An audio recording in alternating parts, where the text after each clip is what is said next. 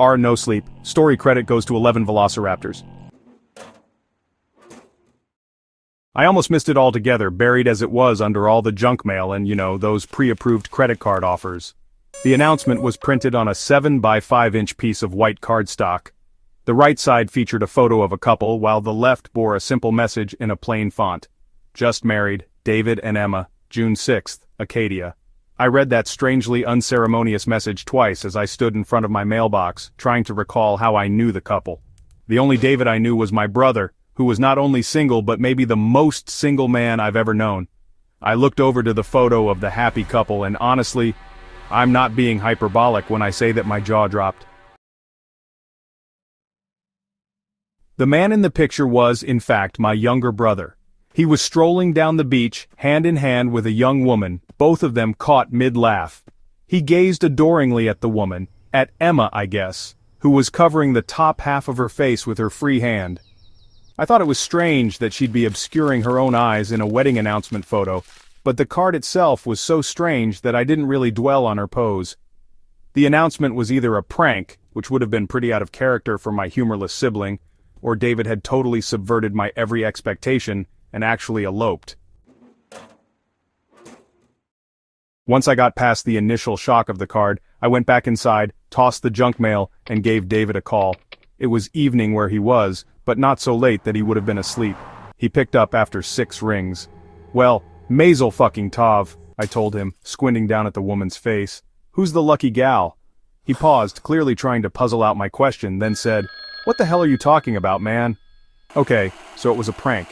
If he had secretly gotten married and wanted to hide it from his family, then he wouldn't have mailed me an announcement. From the confusion in his voice, I figured he wasn't in on the joke. It sounded like one of his friends pulled one over on him. I explained the situation, then sent him a photo of the card. Instead of laughing it off like I expected, David got so quiet I thought the call had dropped. He eventually said he had no idea who Emma was, nor who had sent me the card. Sure, some of his friends were pranksters, but how would any of them have gotten my address without David's knowledge? He said he'd ask his friends about it and requested that I see who else had received the wedding announcements. Up until that point, I'd still thought of the card as a harmless joke, but the severity of David's reaction put me on edge.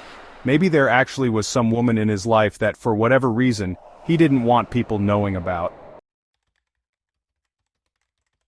After the call, I texted my parents and a few of our family friends. One of my old neighbors had indeed received a card, and seemed a little disappointed when I revealed it was only a prank. My parents checked their mailbox upon my request, and only then did they find the announcement. Thank God I called before they could discover it on their own. I genuinely think my mom would have had a heart attack. So far, those are the only 2 households that have received the cards, and I found it bizarre that David's friends knew either of those addresses. Before I fell asleep, I texted David my update. He said that he hadn't yet found the culprit and planned to continue his search in the morning. Again, I was somewhat perturbed by his seriousness. Was I missing something? I spent the next few hours trying to figure out who his bride could have been. In doing so, I quickly started to feel like every other woman on earth was named Emma. There were so many significant women in mine and David's lives who bore that name, that sorting through them all seemed pointless. There was, for example, our childhood friend and neighbor, who David harbored an unrequited crush on for years until her family moved away. There had been a tragic incident at our high school, in which an Emma in David's year fell headfirst behind some lockers, dying from positional asphyxia.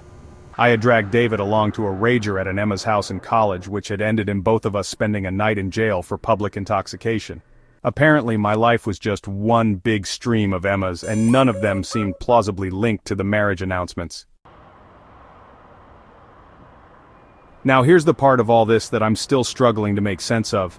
The night after I called David about the card, I woke up in the middle of the night to my phone ringing. I checked the caller ID and saw that it was David. I assumed he was calling me about the stupid prank, and part of me wanted to ignore him until the morning. Then again, he could have been having some kind of emergency, so I picked up the phone and grumbled, "What?" into the mic. There was silence for a few seconds, and then I was shocked to hear a woman's voice on the other end. "Hello," said the voice, quiet and slow and unmistakably feminine. I sat up in bed. What? David? Who is this? I double-checked the screen and confirmed it was in fact David's number. Another long pause and then, yes, this is David's apartment. After that, the caller hung up. Disturbed, I called David back immediately, but no one picked up. I sent him a text asking who had just called, then called him 3 more times.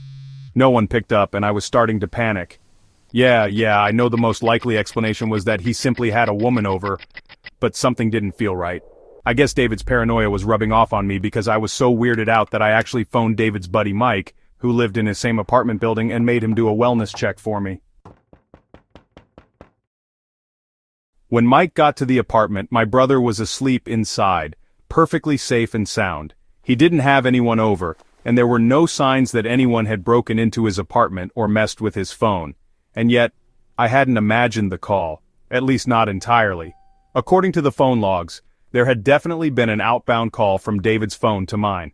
He had no memory of calling, and even if David had a history of sleep talking, which he doesn't, the voice certainly didn't sound like a man impersonating a woman.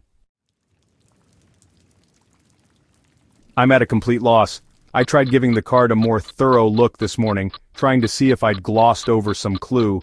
The longer I stared at the woman in the photo, the more creeped out I got. Why was she covering her eyes? If someone had gone through the trouble of creating fake couple photos, why not give Emma a more natural pose?